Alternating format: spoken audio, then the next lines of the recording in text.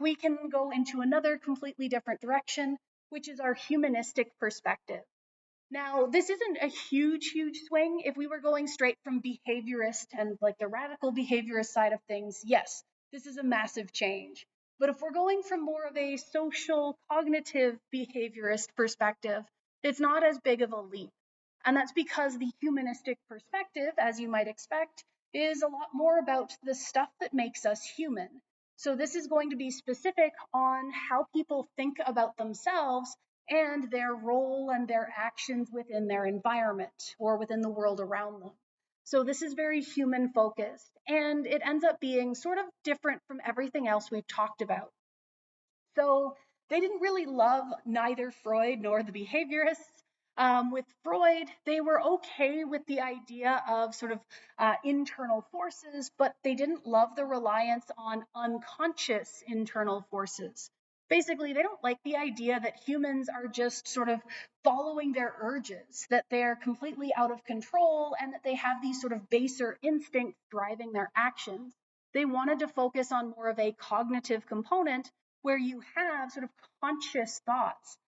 They also don't like the behaviorists for similar reasons on the surface, basically not liking the fact that we had framed people as reacting almost automatically to their environment and learning in sort of a passive way. So here it's not driven by internal automatic urges, but sort of external reactions to external stimuli. But it's still, they said, not capturing the depth and complexity of what makes us human.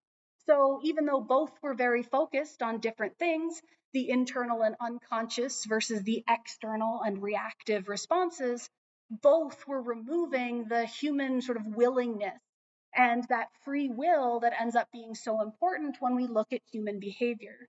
So our humanists wanted to focus on the conscious components, the fact that we're looking at creative potential and free will within people's actions. And one of the big components that we get to talk about is the concept of self-actualization, which will come up momentarily, I believe, but just a brief sort of starting point is the idea of trying to strive to be the best that you can be. So, what makes you the most human? What makes you who you want to be? What makes you sort of the most accomplished you can be? So, yeah, we're emphasizing the importance of what makes humans unique. We are looking at freedom and self determination and potential for growth and striving for growth and all of that. So, very different from everything we've talked about so far. And maybe a little bit more in line with something we'd call nowadays positive psychology. And oftentimes you find that humanistic psychology and positive psychology actually end up mentioned sort of in the same breath very often because humanistic psychologies ended up sort of leading us into positive psychology. And if you know what positive psychology is, if you go to a local bookstore and go into, say, the psychology section, a lot of it is going to be positive psychology. A lot of those self-help books and ways to sort of feel better about yourself, that's a lot of it rooted in positive psychology, and that is rooted in our humanistic perspective. So just a little bit of an idea of where it all comes from. What are some of our important parts? Here we're focusing on the fact that they want to state humans can overcome basic biological urges. We're not saying that they don't exist. We do have evolutionary forces that have left us with innate actions. We do have reflexive behaviors. All throughout the development chapter, we ended up mentioning things like reflexive actions, babies having that raising their arms to push things off of their faces, or the stepping reflex, or automatically localizing sounds. They're not denying that all of those things exist, but saying that our innate biology is not going to be a mindless driving force. It is something that we could choose to overcome. So you might have a situation that gets you really angry, and you might have an aggressive urge, but with experience, you can learn to hold that back. You can sort of have impulse control. You cannot act on urges. So that's one of our big focuses here. Next, we're focusing on the fact that we are conscious and rational beings, where even if we have those urges, maybe you can talk yourself through, well, maybe somebody said something and it made you mad and you want to be aggressive, but you're going to sort of think back on what was said and how it was said, And maybe it wasn't meant as an insult. So you can rationalize that. Or you could rationalize that this is not the way to sort of handle the situation. Punching them might make me feel better in the moment, but it's not the best way to handle this. So maybe we have a discussion, stuff like that. And it also focuses on something that hasn't been mentioned before, and this is the idea that people have a subjective view of their environment. We interpret stuff, and this is not just for personality and behavior stuff. This is, even if you go back to the sensation and perception chapter in 104, we talk about the subjective nature of reality because every single individual is interpreting their environment through the lens of their past experiences. One of the easiest ways, and the example I always use when we talk sensation and perception, is if you go on a walk with a friend. And I have to pick sort of non-research friends because we all work in a chickadee lab and have very similar training, so we have some similar perceptions. But if I go for a walk with, say, my family, so I will notice things like how many birds are around and which species and where they are. If it's chickadees, I have so much exposure to them, I can tell you if they are happy or angry. Is this a territorial dispute? Are they calling each other to share food? I know it just from hearing it. Whereas, say, my father does construction, he's going to be noticing not so much of the birds, but maybe there's a construction company that's doing work, and he's thinking, hey, I know them. They're one of our competitors, or maybe there's somebody he's worked with. So we notice very different things based on our experience.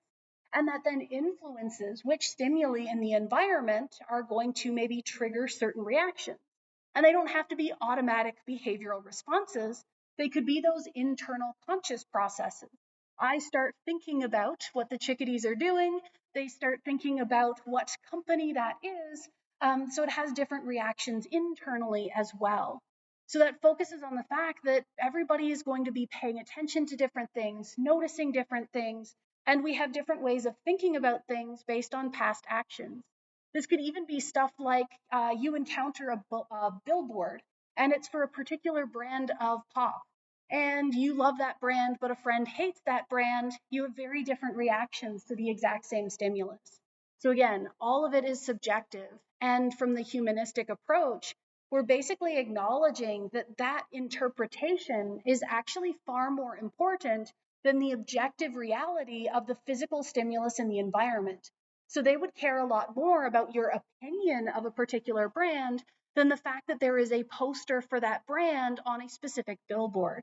So we care more about interpretation than sort of the tangible external stimuli.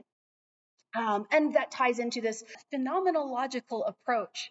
But that's basically saying that we're going to look at how we interpret a stimulus. So we can say this individual phenomenon has been interpreted a particular way based on a bunch of things. And even to make it one step more complicated is the fact that we can have different interpretations of stimuli based on past experience, but it can also be influenced by a bunch of things, maybe even like the stuff we talked about with our evaluations of self-efficacy. Things like emotional state can actually dramatically influence what you attend to. So noticing that smell of really nice taste or nice smelling bread that probably tastes really good, that's going to be more likely to be noticed if you're already hungry, or if you haven't had bread in a while and it smells extra delicious. Or if you're really tired, when you're exhausted and have minimal energy, your focus is almost completely driven inward. You don't notice much in the environment around you. So you have all sorts of things that influence your perception. Um, but we're going to keep moving on, and we have a couple of big names that we typically talk about within the humanistic perspective. You probably have heard of Carl Rogers, who is one of our big picture individuals. And we'll also end up, I'm sure, talking about Maslow and the hierarchy of needs. So there's a couple of famous names that always come up with this perspective. But first, starting off with Rogers, Rogers basically wanted to look at sort of how we think of ourselves. And if we want a brief sort of why is Rogers especially famous, our current modern idea of therapy is actually based on one of his original proposals. So it's called person-centered therapy. And this was basically a big shift where before Rogers, most therapeutic approaches were in line with what Freud was doing. basically have somebody come in for many, many hours, maybe multiple days in a row, for weeks and weeks on end, if not years.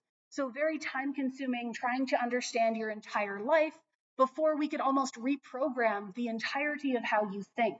And Rogers looked at that and said, okay, A, time consuming, B, expensive because it's time consuming, and C, not viable for the vast majority of the population. So we need something else. So they start looking into other alternatives. And here, he focused in on the fact that they wanted people to meet on an equal playing field. So instead of the standard Freud sitting in his sort of big fancy chair and you laying on a couch and having them tell you exactly what you should be doing and sort of giving you activities and telling you to sort of what is the first thing that you think of when I say this, now it's more of a conversation between equals. And having that equal footing means that maybe you're a little bit more likely to talk about things and share things. And when the therapist maybe wants to get you to think a particular way, it's not made as a demand telling you to follow an order. It's more of a let's ask some directed questions so that you can arrive at a particular thought on your own. So I'm not going to tell you how to think, but I'm going to lead you along a logical, rational path to start thinking about how you might interpret things differently. So a very, very different approach, but very much in line with the whole humanistic focus. And that's where that person centered therapy comes in. Now, this is all based, or I guess a big chunk of it is based around the fact that Rogers wanted to understand how people think about themselves, and that tends to be one of the things that tends to drive maybe maladaptive behaviors. So people are acting in a particular way because their internal ideas of who they are maybe aren't quite accurate. So, our self concept is an organized, consistent set of perceptions and beliefs about oneself. So, this is how we think about who we are. What's our nature? What are our unique qualities? And how do we tend to act? All of that falls under our self concept. So, if you've ever done one of those activities and they say, okay, I need you to list 10 words that describe you, those 10 words would help us understand your self concept. Do you identify yourself as a student from a particular background? Do you have a particular hobby? Do you play a sport? Are you a sibling? Something like that. All of those things might be part of your identity of how you think about yourself and conceptualize who you are as a person. And like I've said, this may or may not be accurate. People can have bias in their self identity.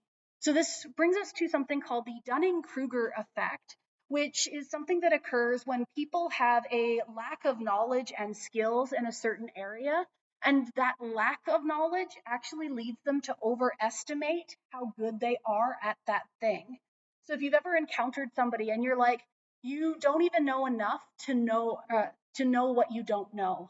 But you don't have the information available to realize just how much you don't have access to. This is actually something I found getting into academia and even teaching. As I get into higher courses, I started teaching intro stuff and we have all the basics. I hit the high points. I feel really good about getting an understanding about psychology, especially where it wasn't my background and all these names have been new to me. But as you teach higher level classes, I'm sort of hit with that. Holy smokes, I didn't even know that there was this whole other area. I didn't know that I didn't know that. And now that I'm digging into it more, I'm realizing that there's even more that I don't know. So as you acquire more knowledge, you realize just how little information you have. But this Dunning Kruger effect is basically focusing on the fact that people can be really confident and feel like experts in something, but their lack of knowledge might actually be contributing to that feeling of expertise. We could also have the other end of the spectrum where sometimes people have so much knowledge that it seems pretty commonplace to them. And they don't realize that when they're maybe talking to others, the others don't have the same background and might therefore not understand what's going on. I had a stats professor who was like this, and he does statistics for sort of the local hospitals. So he works with the government and does all of their number crunching, and he absolutely loves it. He is so passionate. and it's so exciting and it's everything he lives and breathes. And he finishes a lesson, and you're sitting there like, I don't even know what you were trying to teach us, let alone specifically what was happening. And he's sitting there like, oh, well, obviously, this is what we've learned today. And the entire class is like, I don't think so, but okay. But that's sort of the opposite of, you have so much knowledge that you mistake how much other people have in terms of knowledge. But yeah, we can have both ends of the spectrum as part of that self concept, because we're not always accurate in how we interpret ourselves and how we interact with others and our behaviors and all of that. We also have one more point to note here, and that is, with this self concept, once we've established it, we actually tend to be very resistant to changing that. Basically, once we have a feeling of our identity of who we are very resistant to having new information shift how we view ourselves. So even if you've changed your actions, maybe you used to do something. I find this one kind of weird. I was thinking about it. I usually think of myself, if somebody asks where you're from, I've lived in Alberta for 11 years, but I still think of being from either Ontario or Nova Scotia. But I have lived here almost as long as either of those places. So I'm resistant to shifting that component of how I think of myself. And you might have this with, say, there was a sport that you played in high school, and maybe you haven't played for a few years, but you still feel like that's part of who you are, and you might include that in that description of yourself. So we tend to hold on to things, and we might even undervalue evidence that goes against keeping that part of our identity. Again, we have that resistance to certain types of information when we talked about biases in previous chapters. So things like seeking out evidence that confirms what we already know and ignoring evidence that might go against what we think we know, that applies here as well, and very strongly. So, what are some of our other terms that relate to this idea of our identity and how we think of ourselves? Self-consistency is an important one. And this is when we have matching components among our sort of self-concept factors. So again, we can have many, many things that all sort of describe how we think of ourselves. And if they all sort of line up with one another, we can have consistency. They match. Nothing is sort of going against anything else. We can also start looking at things like congruence and incongruence, where we can have consistency between our self concept and our experience. So I think of myself as a nice person, and I have encounters with others who leave sort of feeling like, yeah, they were really nice, or we had this positive interaction, or I was told that I'm very friendly. Those are things congruent with the idea of being a nice person. Incongruence is when we have a disparity between that self concept and experience. I feel like a really nice person, but I left and somebody told me that I was being really rude. That's incongruent with how I view myself. And even with that self consistency, you can have inconsistency as well, because you might actually have internal components that maybe don't agree with one another. So you might know that you are a nice person, but you also get overly mad about something specific. So I can be really mean under these specific conditions, but I still think of myself as a nice person.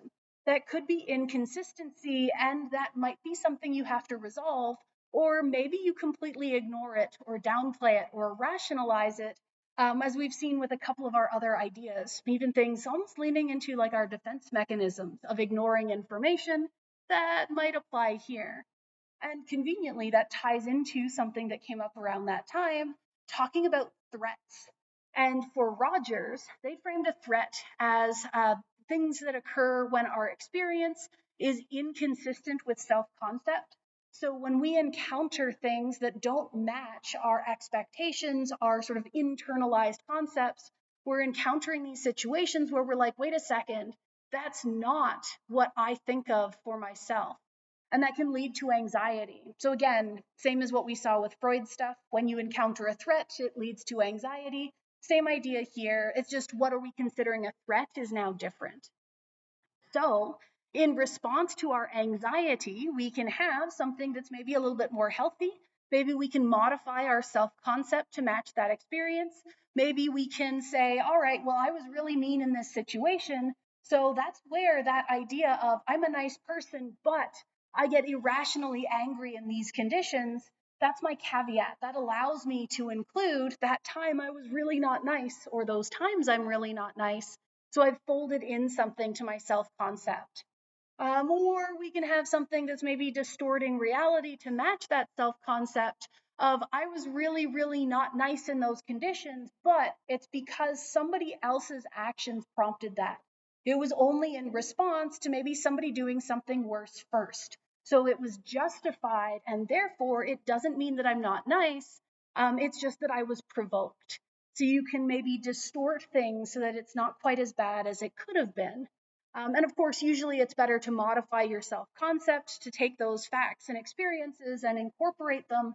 But people are really good at distorting and rationalizing and things like that, which we've talked about lots and lots before. What else do we have in here? Some proper names for some of the things I'm mentioning. The idea of self verification. This is when we seek out things that match some of our internal ideas. So we are motivated to confirm our self concepts. So if we think of ourselves as nice people, we're more likely to engage in actions that match that, that would maybe give us some reassurance that we are in fact nice. So maybe you're more likely to hold the door, and when people thank you, you're taking that as sort of validation that yes, I was nice today. We also have much better recall for things that are consistent with our internalization. There's actually some really neat studies that they've done where you do a bunch of activities that are mainly just distractors to get you to interact with other people. They will then get you to write, say, 10 things that describe you, and then they'll get you to make a list of, say, 5 or 10 things that describe somebody you've been working with. And then if you give everybody the whole list of items that have come from all the other participants, or that maybe have been strategically written by the researchers, and then you ask people of that list of descriptors you got from the participants, which of those items do you remember? How many of the words can you recall? We almost always recall the ones that match how we think of ourselves. So if you think of yourself as nice, you'd remember words like nice and friendly and warm and welcoming, but you'd be a lot less likely to recall and report things like cold or unfeeling because those don't match your self concept. Just like when we sort of overrepresent things that are in line with what we think, same idea here, just for self concept. We also seek out self-confirming relationships. So we're going to try and interact with individuals that give us sort of repeated reassurance and evidence that we are, in fact, what we think we are. We also have a tendency for self-enhancement, and this is that people want to feel good about themselves. There are, of course, exceptions for most of these sorts of things. We'll have distortions. We'll end up talking about sort of thought distortions and cognitive distortions when it comes to things like, say, depression. So that's going to be an exception to this rule. But for the most part, people have a tendency to gain and preserve positive self-image. People don't like to think of themselves as villains. We're usually thinking that we are sort of the better party. And if we've had a conflict with somebody, it's usually their fault. So we like to feel better about ourselves, and therefore we're more likely to frame our actions in a more positive light, even if maybe they aren't deserved. But this self enhancement contributes to our well being because if we think positively about ourselves, it tends to have a lot of other positive side effects. Um, and from all of this, we have a couple of more developmentally leading components where we can start including ideas of where does our concept of the self start developing. Of course, it's going to start fairly young, and we can actually tie this back into some ideas of the environment in which we're raised. So this might even start finding us some parallels when we were looking at, say, attachment styles earlier. But first off, we have this sort of need for positive regard. And this is one of Roger's sort of core ideas, something that is necessary for humans in development. So when we're young, we have this innate need for acceptance and sympathy and love. And in fact, Maslow, starting to talk about his hierarchy of needs in the next few slides, has this idea of acceptance and support and love, this social acceptance, is actually something he counts as being fairly important for basic human well-being. So this is something that's not exclusive to Rogers, but that's where the name first comes from. So this need for positive regard. And if, as a child, we actually get that, we can get unconditional positive regard, this is that we get support and love from our families without sort of our actions having any influence on them. So we can say we get positive regard independent of our behavior. So maybe you do something bad, maybe you've broken curfew, or you had a fight with your parents, but they still love you. They still tell you that they're there for you and they want to repair whatever happened and things like that. That would be unconditional positive regard. And of course, the opposite would be conditional positive regard, where people's affection and support and love is going to come with conditions. So their love depends on your behavior. So if your parents are cold and unsupportive unless you do really well at school, or unless you follow their rules very strictly, that would fall under this conditional positive regard. And those conditions create this condition of worth.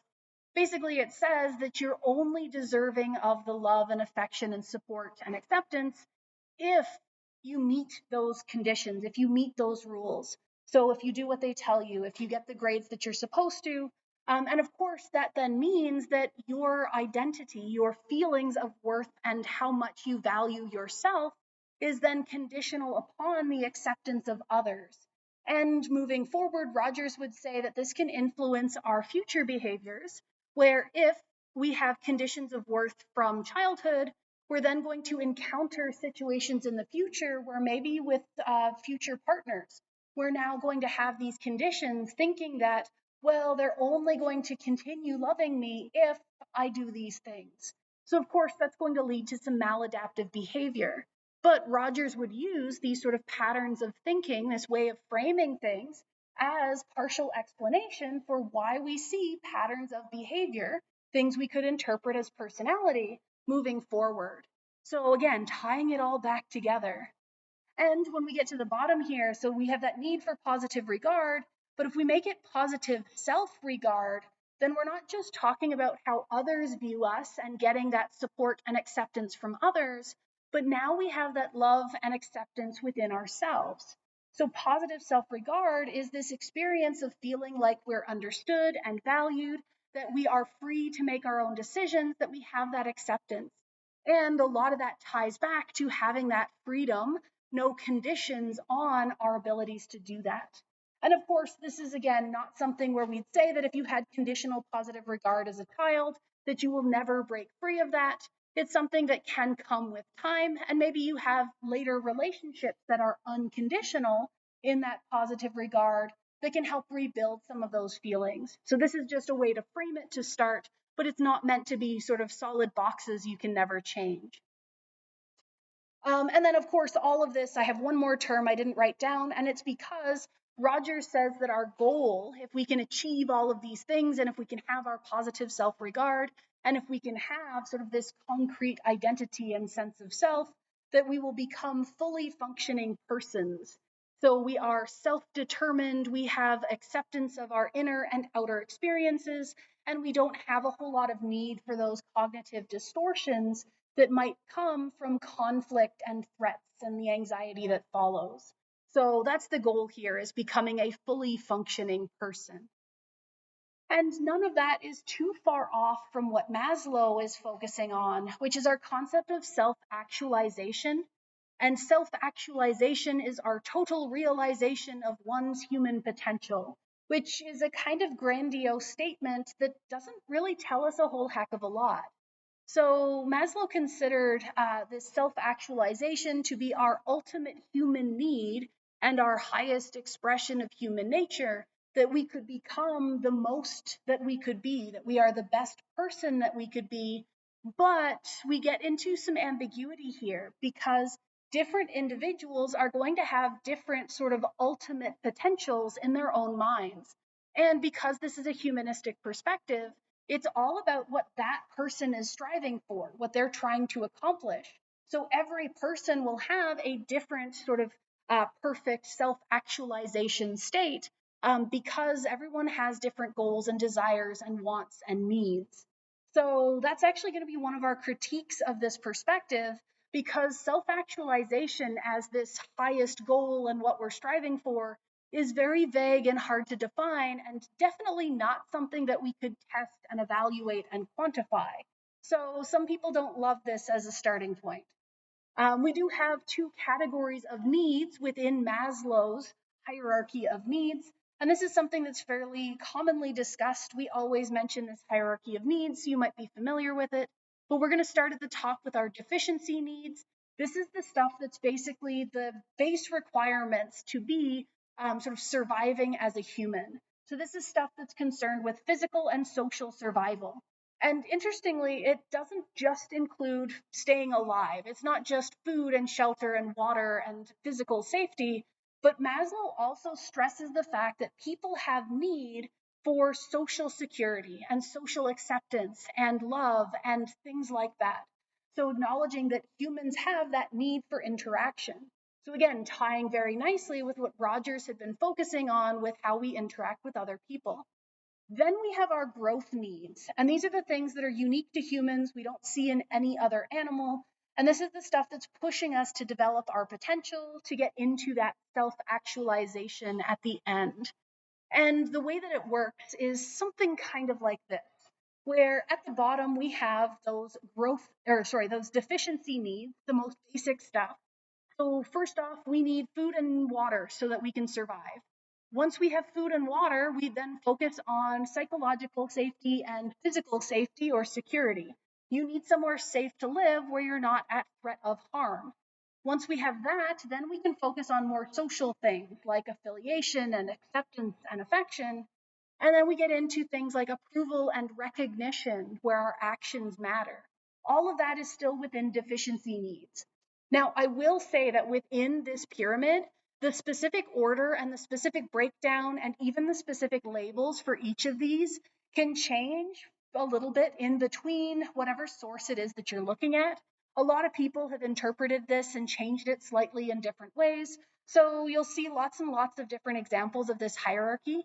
But our important part here is knowing the base progression, where we're starting with the basic things for survival and gradually getting into things that are not so much about physically surviving, but starting to get into where we are thriving and living sort of more full and complete lives. And then, of course, with the growth needs, we get into things that are a little more abstract, things like cognitive needs, having that availability of information and knowledge, learning things, all of that, being able to sort of stretch your mental muscles. We also have aesthetic needs, things like beauty and symmetry in our environments, feeling at peace in our surroundings, and then eventually that self actualization. So, all of this working up to almost more and more abstract stuff towards the top. And the way it works is if we happened to lose access to something lower down, well, we're going to drop down and make that lower tier our main focus. So if something goes terribly wrong and maybe you didn't get paid this month, there was something wrong with the payroll, and now you don't have enough food for, or no, enough money for food this week. Well, all of a sudden, you don't necessarily care about going to classes or hanging out with friends. You're now going to be really focusing on how the heck do I get food for the next little bit until they fix this payroll problem. You're going to focus on stuff lower down whenever that happens to be missing. And then once you've retained that, once you've gained that, you can sort of work your way back up again and focus on the higher things. But the lower things on our pyramid are going to end up being the things that are more critical and important that you're going to focus in on if they are lacking.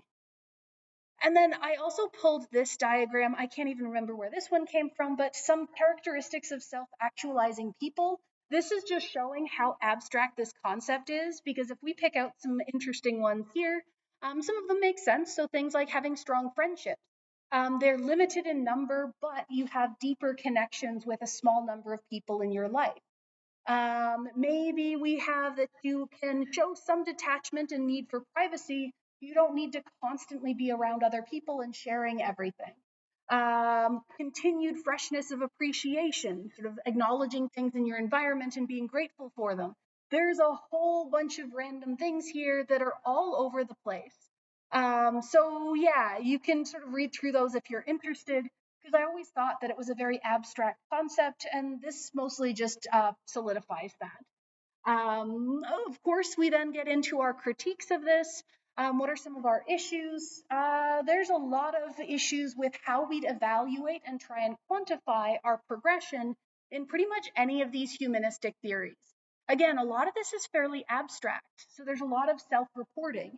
Even if we went to something like our person-centered therapy, modern day therapy is still something that's not so much concrete, tangible, and quantifiable, but a lot more of a subjective evaluation from a trained therapist.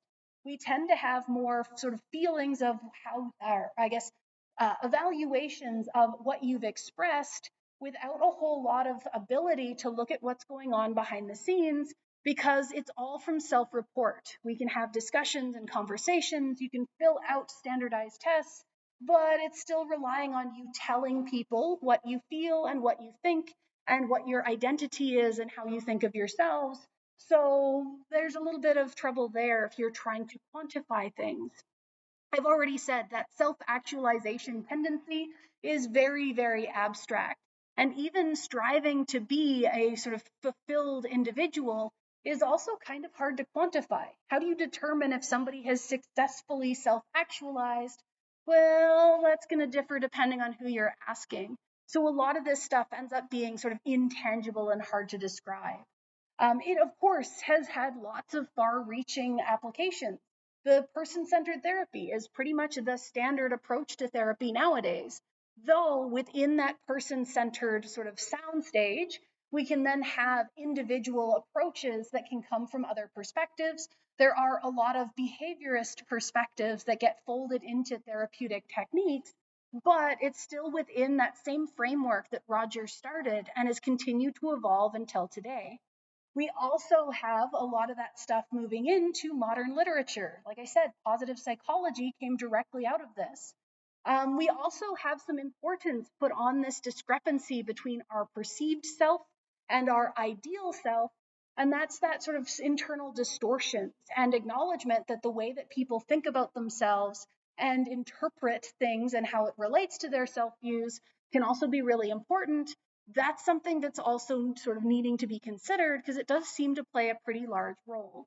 So while we can have some pretty strong critiques here, this area, these sort of perspectives and the theories that fall under it have had some pretty strong contributions, which is really good to note.